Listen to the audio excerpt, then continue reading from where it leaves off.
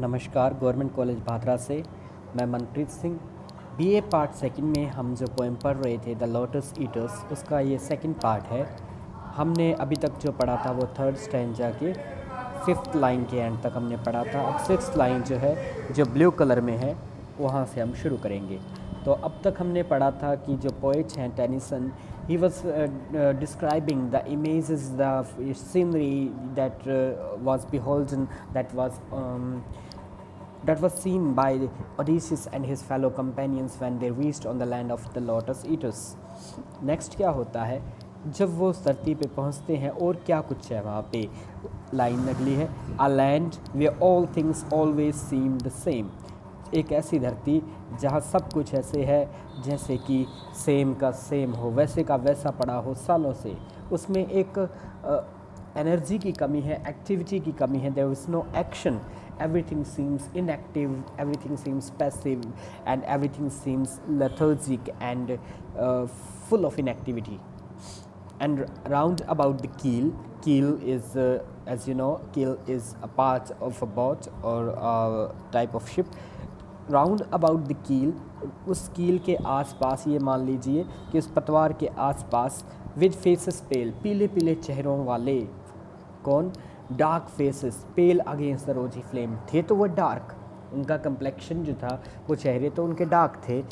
जब वो किनारे पे उनका जहाज़ पहुंचा, ओडिशियस और उसके कंपेनियन का, तो वहाँ पे पीले फेसेस के साथ डार्क फेसेस, पेल अगेंस्ट, पेल मतलब पीले, पीले इसलिए नज़र आ रहे थे अगेंस्ट दैट रोजी फ्लेम, उस रोजी फ्लेम के कारण, जो शाम को उस समय जो रोजी फ्लेम, जो लालिमा छाई हुई थी, the redness of the sunlight, that is why the faces looked like रोजी। तो उनके फेसेस डार्क थे but they seemed like pale. वो लोग वहाँ आए। द माइल्ड आइड, उनकी जो बुझी सी धीमी सी जो नज़रें थी, उन आँखों वाले, मेलंकली मीन्स उदास, जो उदास चेहरों वाले वो लोग वहाँ पे पहुँचे। The lotus eaters came, lotus eaters जो वहाँ के रहने वाले हैं वो वहाँ पे आए। कहाँ पे? उनकी बोट के पास। अब दोनों संस्कृतियों का मेल होता है, एक जो बोट से आए हैं विदेशी हैं, एक वहाँ जो रहने वाले हैं। और उनके पास था क्या जो वो आए लोटस ईटर्स? ब्रांचेस दे बोर, नेक्स्ट जो स्टैंजा शुरू होता है, ब्रांचेस दे बोर, उनके पास टहनियाँ थी, ऑफ दैट एन्चांटेड स्टेम, उस जादुई स्टेम की, तने की या उस पौधे की ब्रांचेस उनके पास थी। Laden with flower and fruit, जो कि पत्तों और, जैसे इसमें चित्र में नज़र आ रहा है, उसमें पत्ते थे और उसमें फ्रूट थे, फल लगे हुए थे।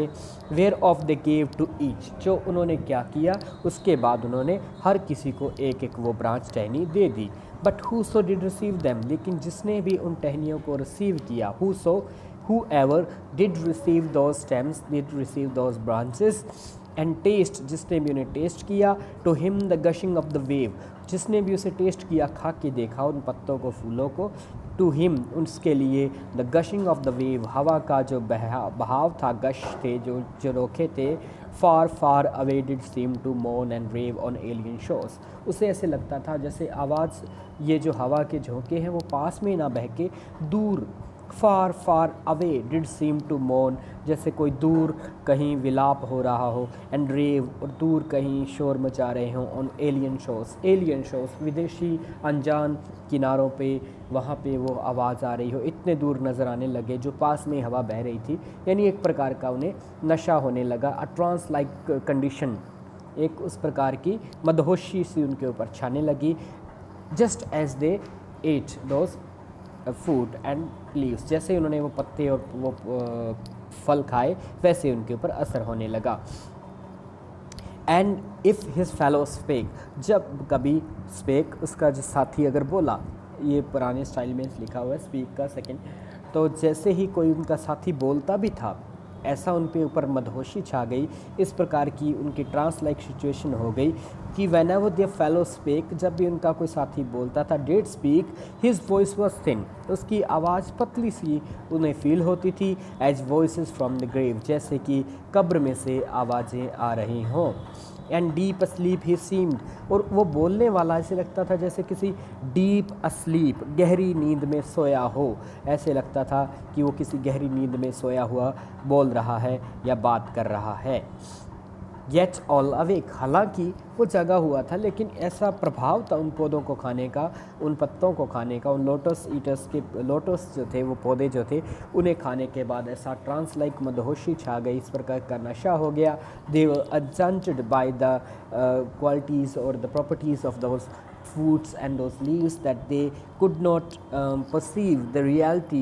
Everything seemed very slow, everything seemed very trance-like and very every voice seemed thin and music in his ears his beating heart did make. और जो भी ये मतलब खा लेता था उसका खुद का दिल की आवाज़ भी धीरे धीरे उन्हें एक म्यूज़िक की तरह बीट करती हुई सुनाई देती थी।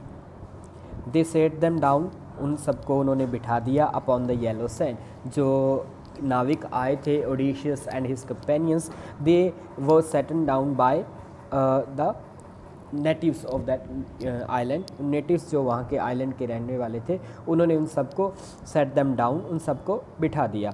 Between the sun and the moon upon the shore, कहाँ बिठा दिया? ऊपर एक तरफ तो सूरज है जो पश्चिम में लिंगर्ड कर रहा है, धीरे धीरे छिप रहा है, एक तरफ चांद निकला हुआ है अपॉन द शोर, उन दोनों के बीच उस किनारे पे वो बैठ गए। उनके ऊपर वो मदहोशी उन पत्तों और फूलों को खाने से छा गई। एक प्रकार का उन्हें ट्रांस लाइक, एक प्रकार का उन्हें इंटॉक्सिकेटेड फील हुआ, यहाँ समझ लीजिए वो ड्रग्ड हो गए, नशा आ गया उनके ऊपर। And sweet it was to dream of fatherland, वहाँ बैठे बैठे उन्हें बहुत अच्छा लगने लगा अपने फादरलैंड, अपने जो उनकी मूल ज़मीन थी, जो उनके फादरलैंड, उनके पितरों का जो स्थान था, यानी कि ग्रीक, जहाँ वो वापस जाना चाहते थे यूनान, वहाँ के बारे में sweet it was of to dream, उसके बारे में ड्रीम करना, सोचना, सपने लेना तो अच्छा लगता था, लेकिन जाने का प्रयास कोई नहीं करता था। ऑफ चाइल्ड, अपने बच्चों का सपना लेना, ऑफ वाइफ एंड स्लेव, अपने नौकरों का, अपनी वाइफ का, उनका याद करना उन्हें अच्छा लगता, सपने लेना अच्छा लग रहा था। But every most very seem the sea, लेकिन उनके लिए जो सी था, जो समुंदर था, वो बहुत ही वेरी, बहुत ही थकाने वाला सीम लगने लगा। वेरी द और जो पतवार थी वो भी बहुत थकाने वाली लग रही थी। Weary the wandering fields of barren foam and barren foam एक प्रकार से यहाँ पोइटिकल वे में, डिक्शन वे में कहा गया है समुद्री झाग को कि वेरिंग the wandering fields of barren foam, वहाँ जो वंडरिंग फील्ड्स यानी कि वहाँ जो उनका भटकना था, जैसा कि हमने स्टोरी में देखा कि ट्रॉय के वॉर के बाद वो सब समुद्र में भटकते हुए वहाँ पहुँचते हैं, तो ये सब उन्हें थकाने वाला नजर आने लगा।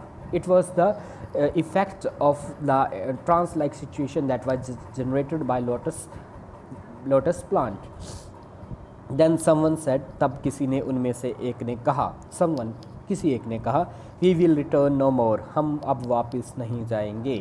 तो ये वहाँ उन्होंने पत्ते खाते ही, लोटस को खाते ही उनके ऊपर ऐसा प्रभाव हो गया कि उन्होंने कहा कि अब हम कहीं नहीं जाएंगे। वी विल रिटर्न नो मोर, अब हम वापस जाने का प्रयास नहीं करेंगे या अब हम वापस नहीं जाएंगे। And all at once they sang, और सब एक साथ गाने लगे। All at once they sang, all of them started to sing together, our island home is far beyond the wave, हमारा जो आइलैंड होम है, हमारा जो घर है वो far beyond the wave है, लहरों के पार है।